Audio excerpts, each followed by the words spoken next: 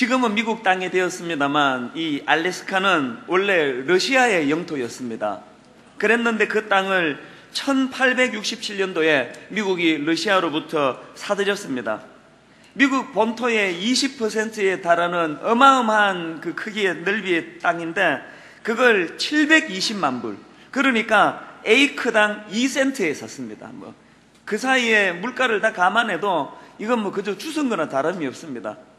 그런데 그 당시로 이 알래스카 땅을 매입하겠다고 그러니까 여론이 굉장히 반대가 심했다고 합니다. 의회도 또 여론에 편성을 하다 보니까 의회에서도 반대가 심했다고 합니다. 심지어는 그 일을 추진하던 그 당시 국무장관이었던 윌리엄 수어드를 향해서 얼마나 그 비아냥거리고 또 험담하는 사람이 많았는지 의원 중에서는 그 상원에 알래스카 매입 법안을 그 장관이 제출하니까 이렇게 비아냥거리는 사람이 있었습니다.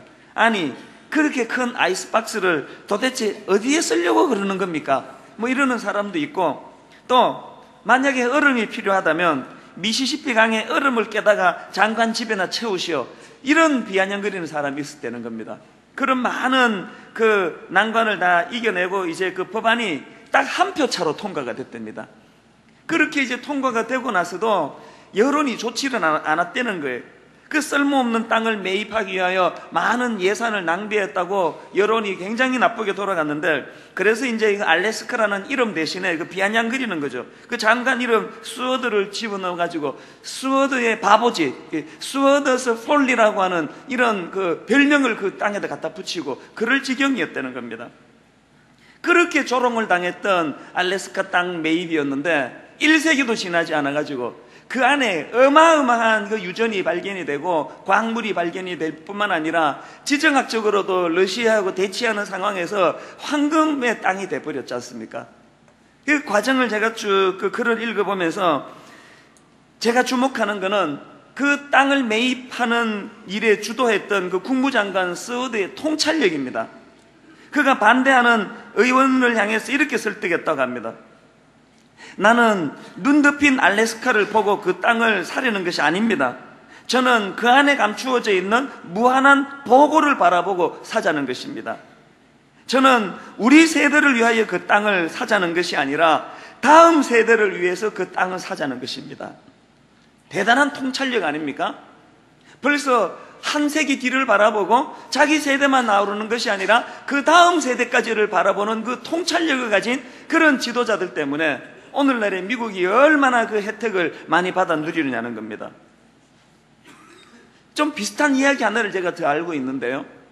여러분이 그 플로리다 주를 가면은 거기에 그 디즈니 월드 모르는 분은 아무도 없을 거예요.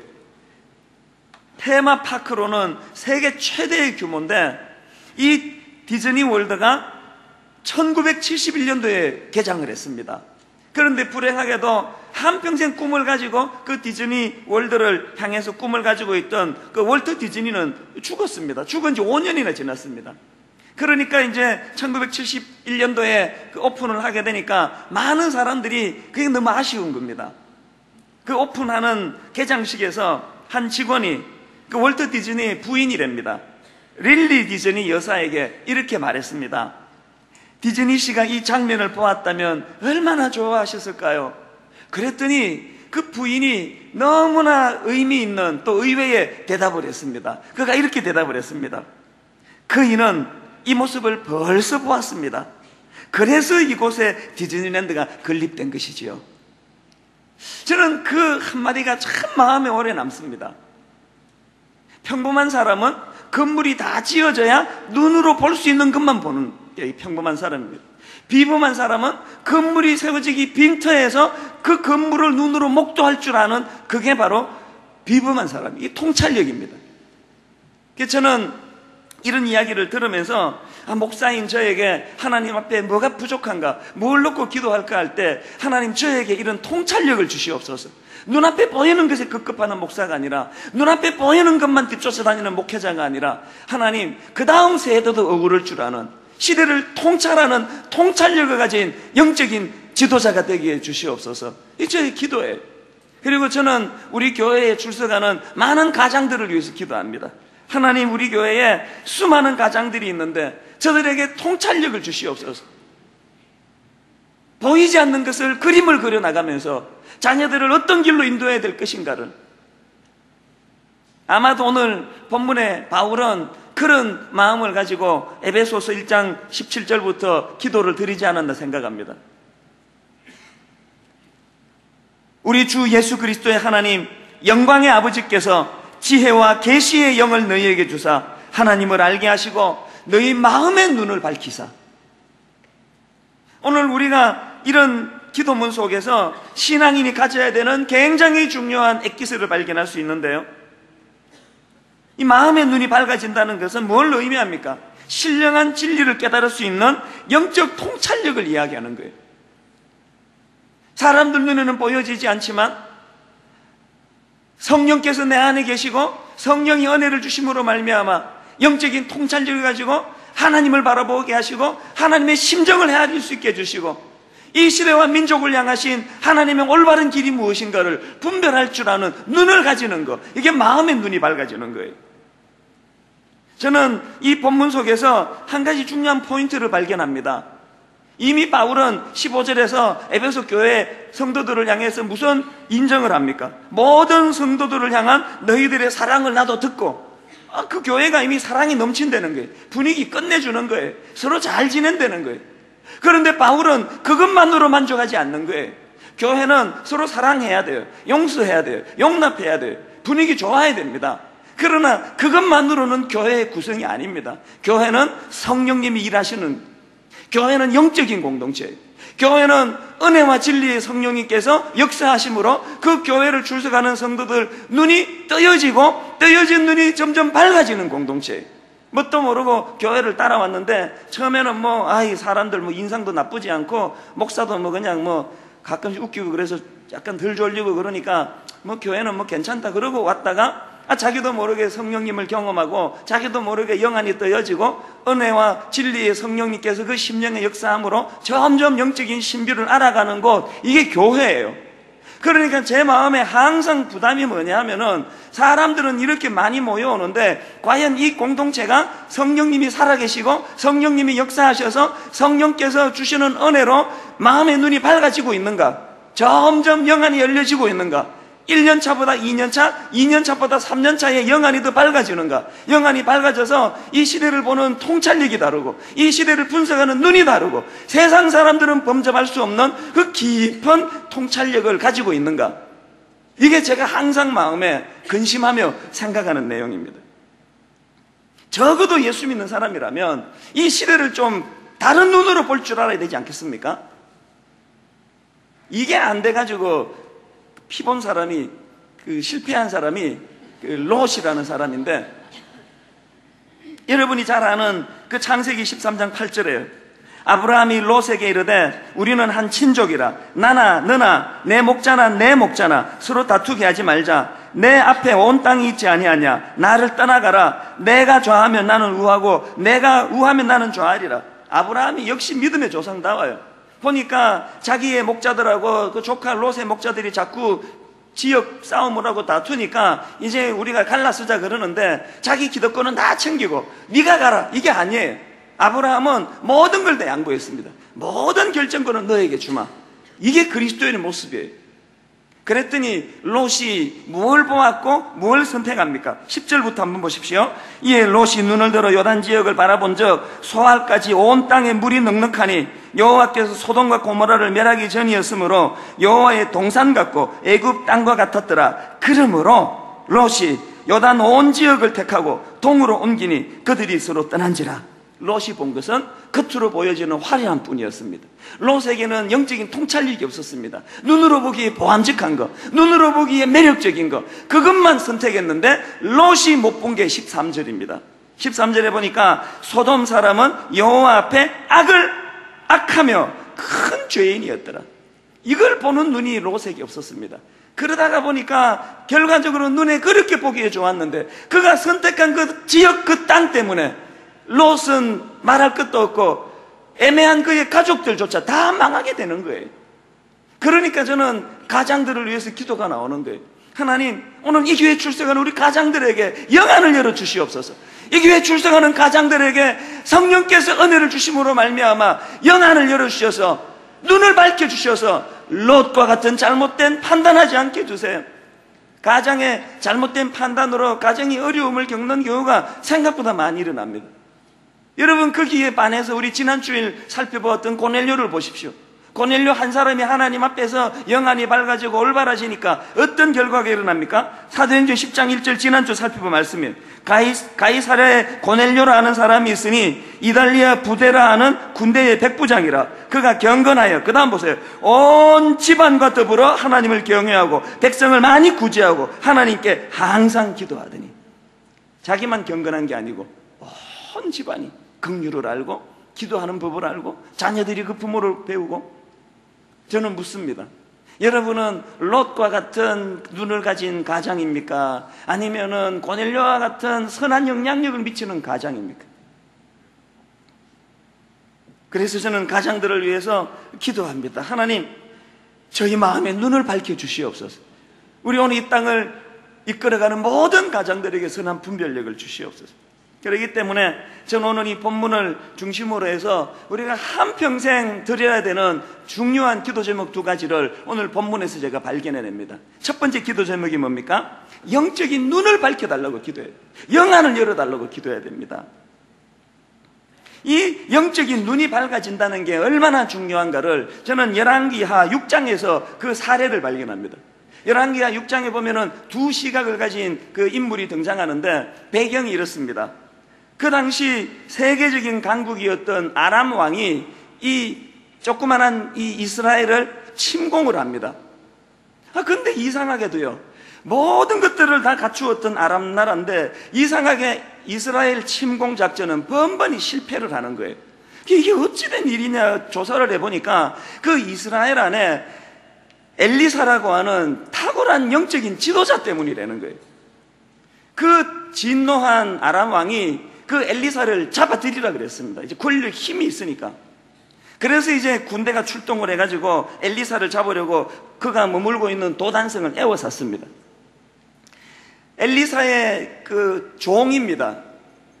사환이 보니까 기가 딱 막히는 거예요. 어마어마한 군대가 그 성을 에워싸고 있어서 이 절망해 버렸습니다. 그게 열왕기하 6장 15절입니다. 하나님의 사람의 사환이 일찍 일어나서 나가보니 군사와 말과 병거가 성읍을 에워쌌는지라. 그의 사환이 엘리사에게 말하되, 내 주여, 우리가 어찌하리이까? 이 성경이 굉장히 이게 생생하게 묘사했습니다. 막 그 비명소리가 막 들리는 것 같잖아요. 그랬을 거예요. 내 주여, 우리가 어찌하리이까? 이런 절망의 신음소리를 그 사환이 낸 거예요. 그랬더니 그 소리를 들었던 엘리사가 그 종에게 뭐라고 위로를 해주는데 좀 황당합니다. 16절을 보십시오.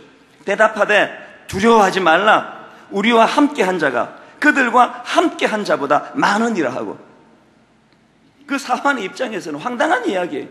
자기가 지금 눈으로 보는 게 있는데 무기력한 그 도단성을 에워싸고 있는 엄청난 그 적군의 그 위세를 자기가 다 보고 있는데 무슨 이런 쓸데없는 소리를 엘리사가 하느냐는 거예요. 그러면 여러분, 엘리사는 도대체 뭘 받길래 이런 그 허풍 같은 이야기를 할까요?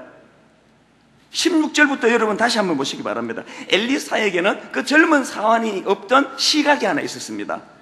대답하되, 두려워하지 말라. 우리와 함께한 자가 그들과 함께한 자보다 많으니라 하고 기도하여 이르되, 여호와여, 원하건대 그의 눈을 열어서 보게 하옵소서 하니 여호와께서 그 청년의 눈을 여심해 그가 보니 불말과 불병거가 산에 가득하여 엘리사를 둘렀더라. 좌절하던 그 젊은 사환과 달리 그런 상황 속에서도 엘리사가 좌절하지 않은 것은 그가 눈이 열려서 그래요. 영안이 열려서 그래요. 눈을 열어 바라보니까 육안으로는 볼 수 없는 하나님의 놀라운 그 불말과 불병거가 자기를 의미하고 있다는 걸 그가 본 거예요. 그래서 그가 기도했습니다. 내가 보는 이 영안을 이 사환에게도 열어주시옵소서. 저는 이 구절이 얼마나 오늘 우리 대한민국의 대안이라고 저는 생각하는지 모릅니다. 오늘 이 모습이 바로 우리 한국의 현실 아닙니까? 오늘 이것이 우리 크리스찬들이 가져야 될 기도 제목 아닙니까? 세상에 무슨 이런 나라가 나 처음 봤습니다. 아니, 천안함 사건 이후로 정부가 뭐 발표를 하는데 미국하고 외국에서 다 조사를 다 했다는데 안 믿어요. 젊은 애들이 안 믿어요. 지금 쇼라는 거예요. 선거용이라는 거예요. 그 북한 사람은 일자를 안 쓴대요. 왜 하필 1이냐는 거예요. 하필 1번이 그 여당 표인데 막 이러면서 안 믿는 거예요. 그래서 제가 그걸 보면서 너무 마음이 아픈 거예요.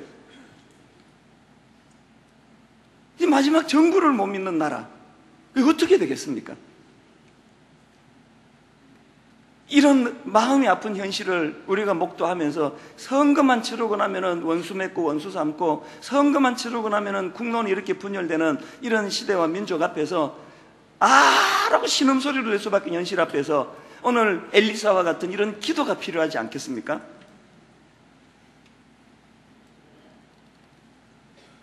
바울이 복음을 전하다가 붙잡혔습니다.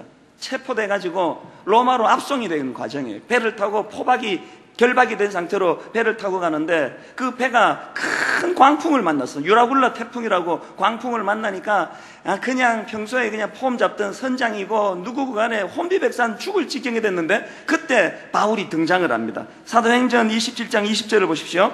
여러 날 동안 해도 별도 보이지 아니하고 큰 풍랑이 그대로 있음에 구원의 여망마저 없어졌더라. 여러 사람이 오래 먹지 못하였음에 바울이 가운데 서서 말하되 여러분이여 내 말을 듣고 그레데에서 떠나지 아니하여 이 타격과 손상을 면하였더라면 좋을 뻔하였느니라. 그 다음 보세요. 내가 너희를 권하노니 이제는 안심하라. 너희 중 아무도 생명에는 아무런 손상이 없겠고 오직 배뿐이리라. 지금 그 얘기를 듣는 선장이나 그 배에 탄 사람들 상황을 한번 생각해 보세요. 엘리사의 그 흑풍에 가까운 이야기를 듣는 그 하인과 종과 비슷한 생각을 했을 거예요. 얘가 뭐 더위 먹었나? 결박당한 주제에 그 낄 때나 안 낄 때는 무슨 네가 뭔데 우리를 안심하라 말라 그러느냐고. 근데 여러분, 바울은 무슨 근거로 그런 이야기를 하는 거예요? 그가 영안이 열렸어요.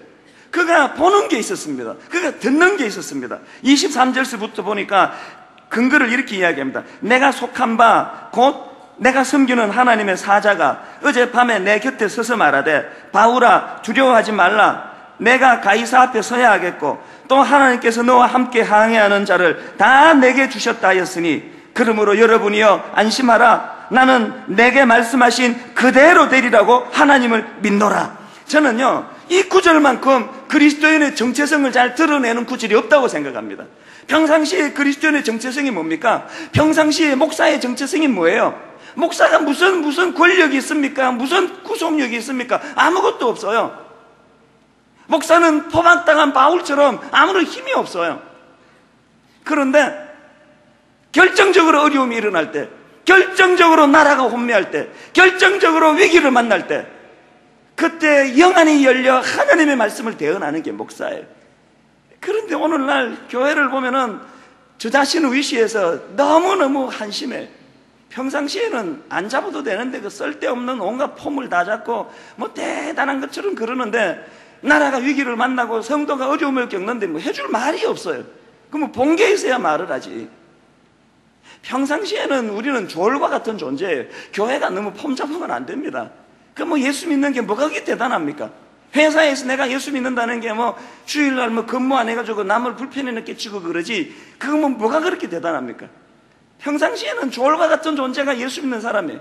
그런데 이렇게 위기를 만나고 어려움을 당하고 사람들이 비명소리가 이곳저곳에서 들려질 때 그때 영안이 열린 자들이 나서서 그들을 안돈시켜 주는 게 그게 그리스도인들 아닙니까? 오늘 교회가 이런 일을 하고 있습니까? 직장에서 여러분 그렇게 하세요? 위기를 만날 때 여러분 찾습니까? 여러분에게 기도 부탁합니까? 너무너무 가슴 아픈 현실이에요.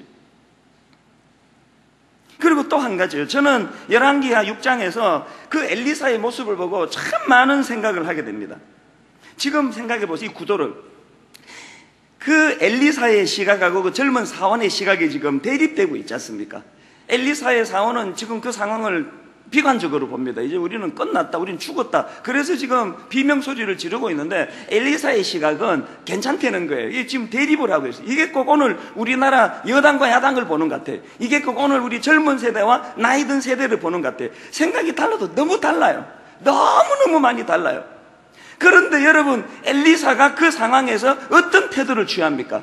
엘리사가 자기 생각을 주입시키려고 그 젊은 사원에게 설득을 합니까? 협박을 합니까? 조릅니까? 너 생각 고쳐! 충고합니까?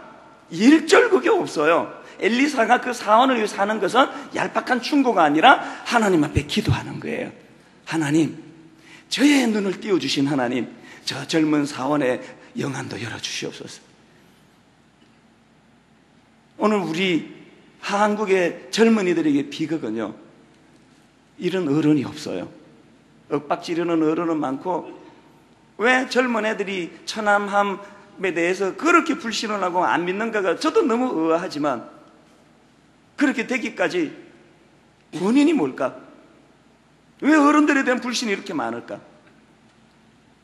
막 내 주장이 다르다고 해서 윽박지르고 협박하고 똑바로 살으라 그러고 협박하고 자기 생각을 주입하기 전에 하나님 앞에 기도하는 거예요.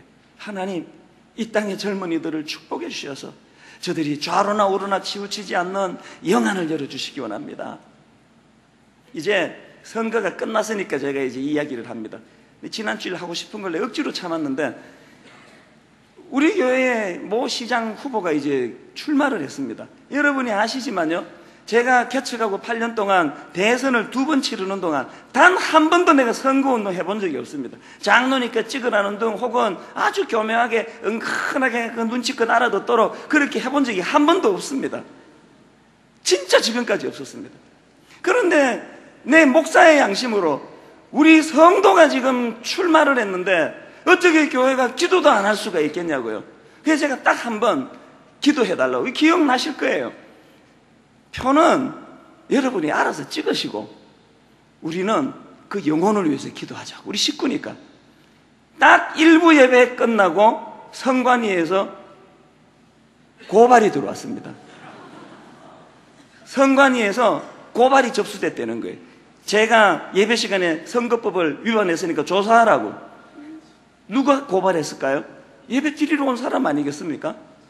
그날 저는 너무 슬펐습니다. 너무너무 마음이 슬펐습니다. 고발이 돌아가지고 선관위에서 왔어요. 다 조사하고는 오히려 한마디 더 그렇게 그 도움말을 주고 갔습니다. 그 주보에 이 사람 찍으라는 얘기만 안 하면 주보에 이름을 내도 괜찮대요. 그러고 보니까 내가 그동안 몸을 너무 살인 것 같아요. 그래서 내가 그분께 고마워요. 다음부터는 이제 누가 출마했다 이렇게 이제 내도 이게 합법적이라는 이야기예요. 제가 그걸 보면서 너무 마음이 슬펐습니다. 그동안에 우리 목사들이 얼마나 신뢰를 잃어버렸으면, 얼마나 그렇게 그 선거운동을 교묘하게 그렇게 했으면, 예배 드리러 온 성도가 그걸, 여러분, 어느 스님이 저를 고발했겠습니까? 예배, 그날 머리 깎으면 아무도 없었거든요. 이 안에 은혜 받으려고 오신 분이 고발을 했다는 말이에요. 내가 뭘 잘못했는데, 누구 찍으라는 말 한 적이 없어요. 내가 뭐 찍으라 그런다고 또 여러분이 찍습니까? 우리 집사람 하나 마음도 내가 못 움직이는데, 그 선거하러 가기 전에 다 설명하고 난 이렇게 생각한다고 다 하는데, 선거하고 와가지고 물어봤습니다. 그 누구 찍었냐니까 내가 알아서 했습니다 그러더라고요. 자기 마누라 하나도 뭐 내가 설득을 못하는데, 저는요, 우리 성도가 보수인지 우리 성도가 진보인지 관심 없습니다.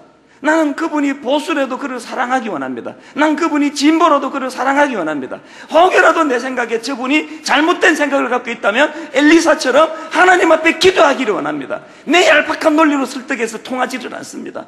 하나님, 저에게 보여주신 그 영안을 우리 귀한 성도들도 열어주시기 원합니다. 그러나 사랑하는 거예요. 품는 거예요.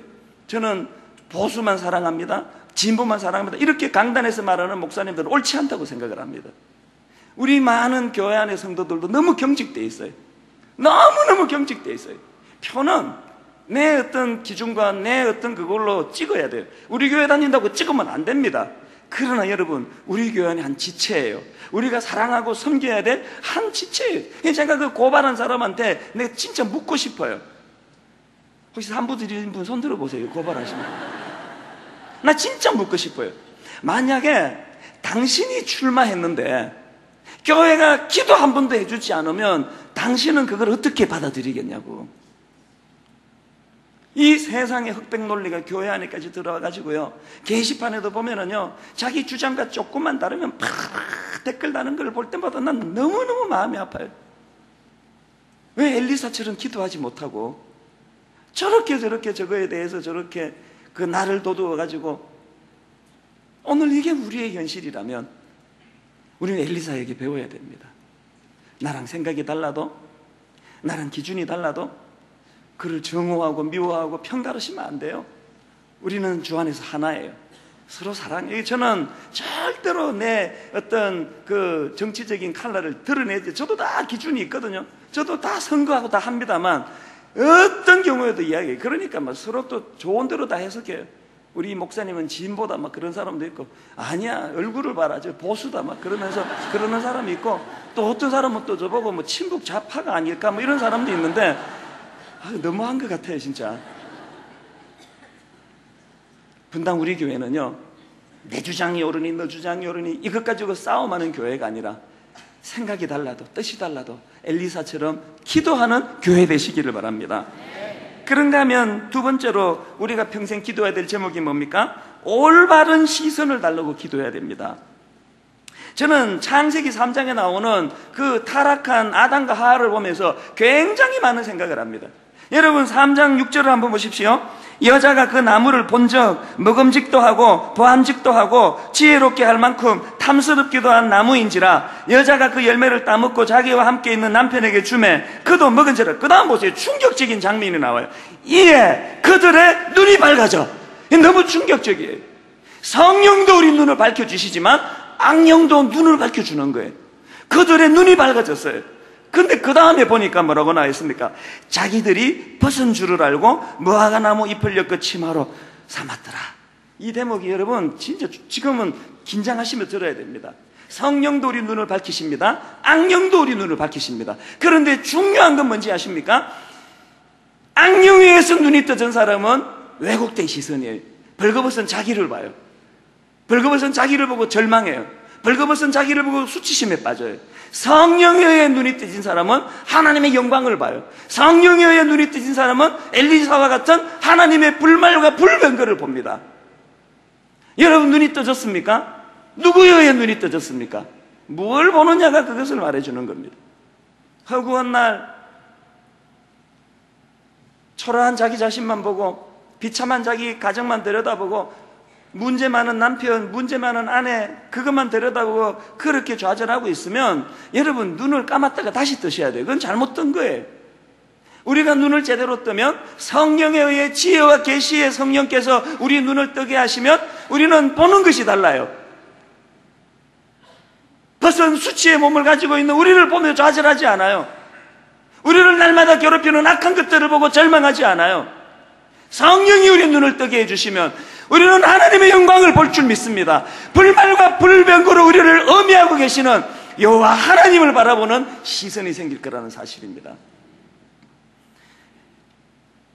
창세기 13장에 참 의미 있는 말씀이 나옵니다. 14절에 보니까 롯이 아브라함을 떠난 후에 여호와께서 아브라함에게 이르시되 너는 눈을 들어 너 있는 곳에서 북쪽과 남쪽 그리고 동쪽과 서쪽을 바라보라. 이 말씀이 저는 10절과 너무 대조가 돼요. 10절에 보니까 이에 롯이 눈을 들어 요단 지역을 바라본 적 소알까지 온 땅에 물이 넉넉하니 롯은 탐욕적인 눈으로 자기가 원하는 세계를 봤습니다. 아브라함은 하나님이 보라고 하는 그곳을 바라보았습니다. 성령에 의해서 눈이 뜨진 사람은 하나님이 보라는 곳을 봐요. 자기 탐욕과 자기 의와 심지어는 악령에 의해서 눈이 뜨진 사람은 탐욕적인 보고 싶은 것을 보고 살아요. 그래서 롯은 망했고 아브라함은 믿음의 조상이 되었습니다. 제가 하도 이렇게 간증을 했던 걸 또 하고 해서 제가 간혹 욕을 얻어먹는데, 근데 오늘은 진짜 안 하려고 했는데 이게 뭐 안 할 수가 없는 거예요. 이게 너무 이게 본분이랑 이게 맞아가지고 저는 교회를 개척하고 몇 달 있다가 너무 두려움이 입사했습니다. 너무너무 너무 죽을 것 같고, 이게 청소년 사역만 하다가 어른 사역을 해놓으니까 내 꼴을 봐도 한심하고, 성도들도 하여튼 분당 사람들이 얼마나 까다로운지 아세요? 힘들어, 이거 죽을 것 같아요. 그래서 너무너무 힘들고 있는데, 2002년 8월 15일에, 롯데백화점 앞에 오후에 우리 집사람 심부름을 갔습니다. 그날도 여느 때와 마찬가지로.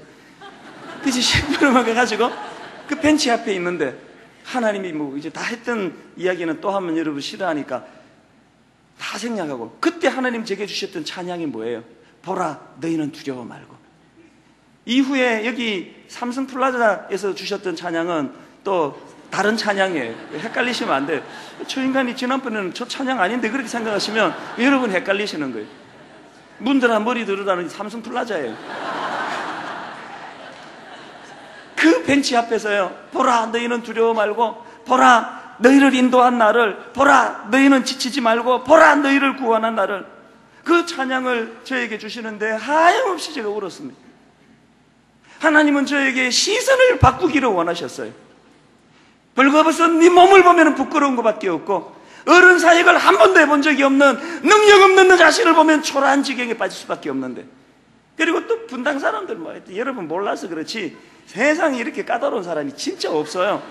여기에 분당에 은행 지점장이 저한테 와서 이야기하는데, 자기는 전국에 안 가본 데가 없는데 전국 다 다녀보고 분당 아줌마들만큼 까다로운 여자들을 본 적이 없대요. 할렐루야. 그게 다 여러분들이에요. 다. 그러니까 목회하기가 얼마나 두렵습니까? 이게 설교하고 나면은 저 사람은 애들만 상대해가지고 말씀이 깊이가 없다는 둥, 애들은 다 깊다는데 왜 그렇게 말하는지 모르겠어요. 그렇게 두려웠을 때 하나님이 저에게 롯데백화점 앞에서 주셨던 직접적인 계시가 이거예요. 벌거벗은 수치스러운 너 모습 보지 마라. 능력 없는 너 모습 보지 마라. 너를 향해 비아냥거리는 까다로운 성도 보지 마라. 그러면서 슬라이드 필름, 이게 또 안 한다고 다 하냈던 결국 슬라이드 필름처럼 저에게 보여주셨던 수많은 하나님이 일하셨던 사건들을 보여주시면서 저를 회복시켜 주신 거예요. 그랬더니 여러분 8년이 지난 오늘 이 시점에 그 하나님이 오르신 거예요. 여러분 우리 이 찬양 같이 한번 불러보시겠습니까? 가사를 생각하시면서요. 여러분 그 현장이 없었지만 롯데백화점 벤치라 생각하세요. 무엇 때문에 여러분 힘들고, 무엇 때문에 마음이 상하고, 무엇 때문에 여러분 어려움에 빠져 있는지 모르지만 주님 악령에 사로잡혀 눈을 떴던 아담과 하와처럼 벌거벗은 자기를 보는 인생이 아니라 지혜와 계시의 성령의 눈을 뜬 사람답게 하나님의 영광을 바라보게 하여 주시옵소서. 우리 찬양 같이 불러보십니다. 보라, 너희는 두려워 말고.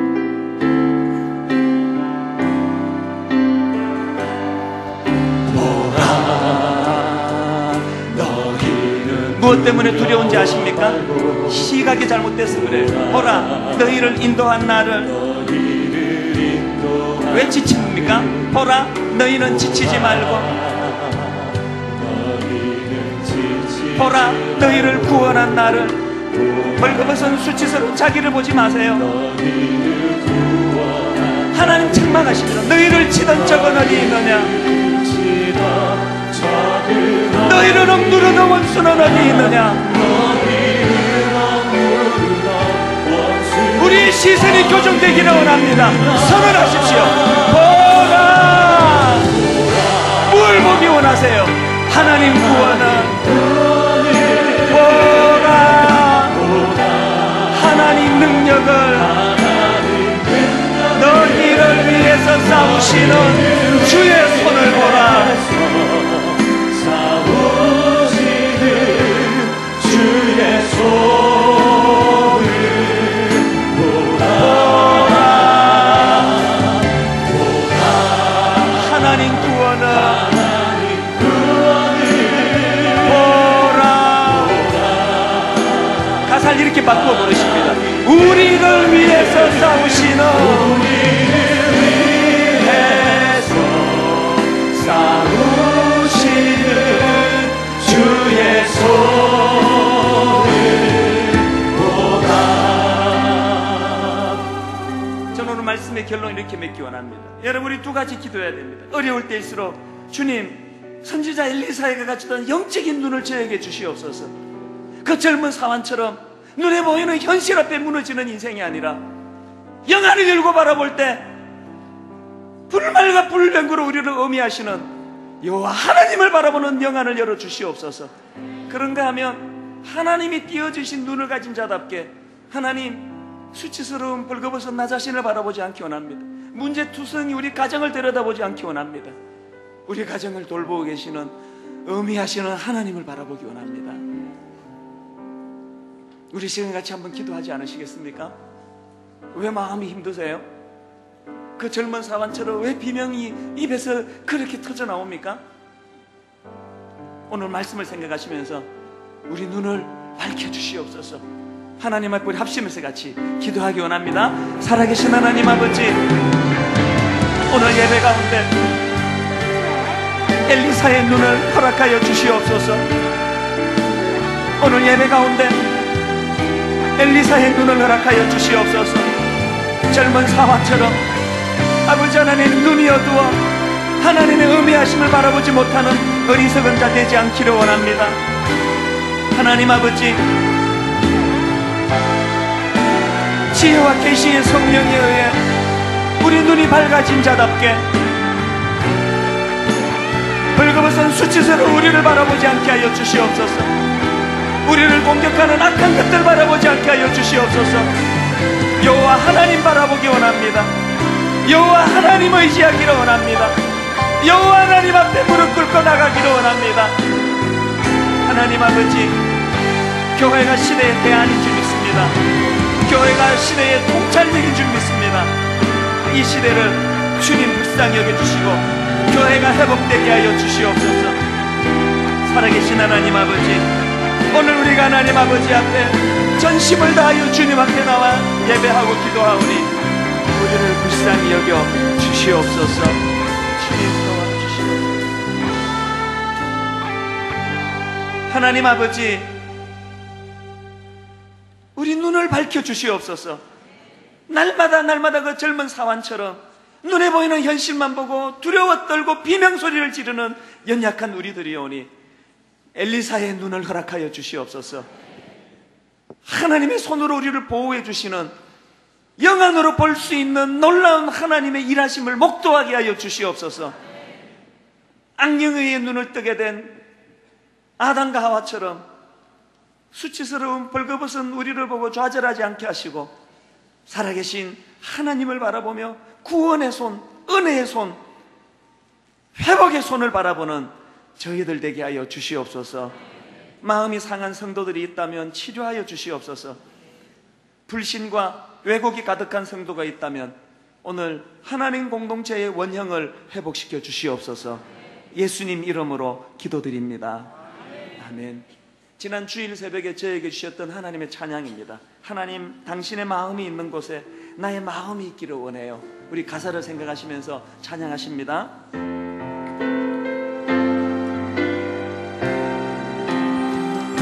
아버지, 당신의 마음이 있는 곳에 나의 마음이 있기를 원해요. 아버지, 당신의 눈물이 고인 곳에 아버지, 당신의 눈물이 고인 나의 눈물이 고이길 원해요. 나의 눈물이 고이길 원해요. 아버지, 당신이 바라보는 영혼에게 아버지, 당신 우리 영안이 열려져서 바라보는 나의 두 눈이 향하길 원해요. 나의 두 눈이 향하길 원해요. 아버지, 당신이 울고 있는 어두운 땅에 아버지, 당신이 울고 있는 어두운 나의 두 발이 향하길 원해요. 향하길 원해요. 나의 마음이 아버지의 마음 알아.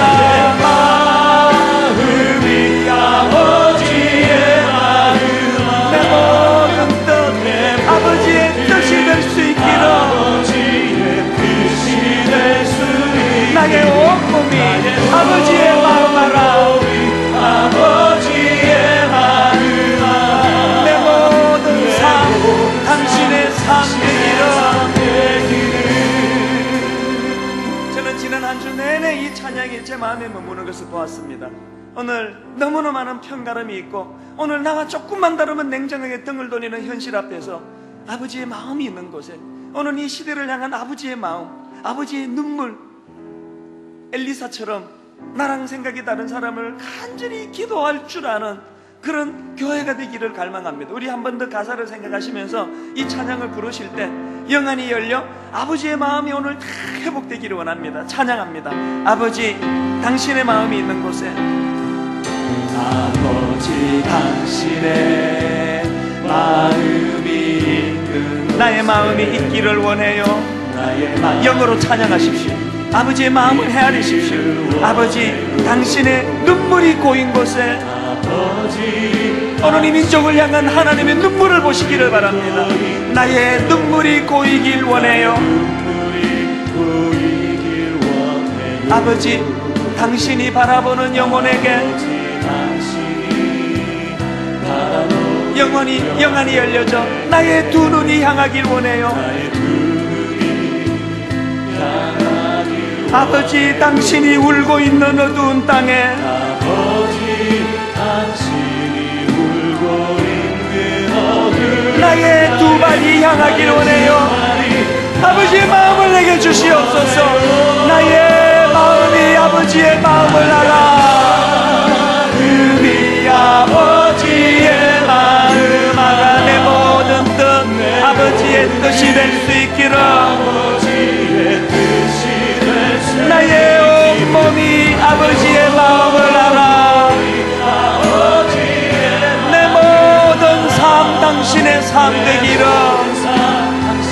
여러분 다 눈을 감으시고 영안을 열고 찬양하십시오. 아버지, 당신의 마음이 있는 곳에 나의 마음이 있기를 원해요. 우리에게 긍휼함이 회복되기를 원합니다. 아버지, 당신의 눈물이 고인 곳에 이 민족을 향한 하나님의 눈물을 보세요. 나의 눈물이 고이길 원해요. 아버지, 당신이 바라보는 영혼에게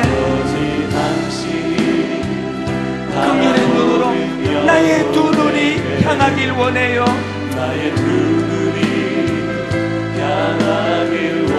아버지, 당신이 울고 있는 어두운 땅에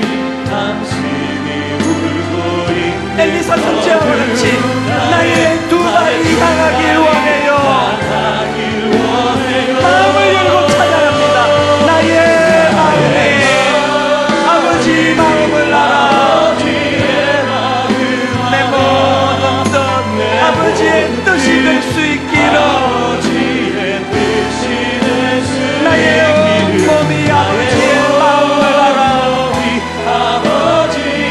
내 모든 삶 당신의 삶 되기를. 온 전심을 다하여 나의 마음이 아버지의 마음 알아. 마음이 아버지의 마음 알아. 내 모든 뜻 아버지의 뜻이 될 수 있기를.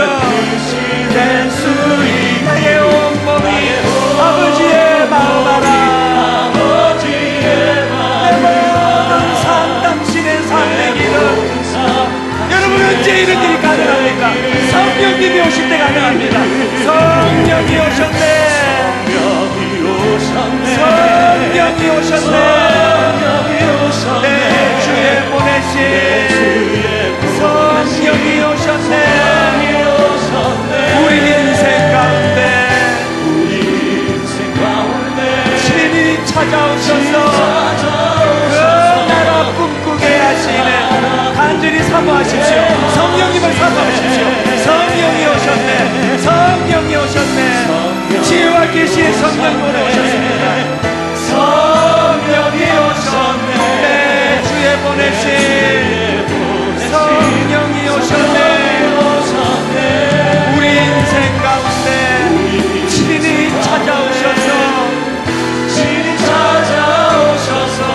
그 나라 꿈꾸게 하시네. 그 나라 꿈꾸게 하시네.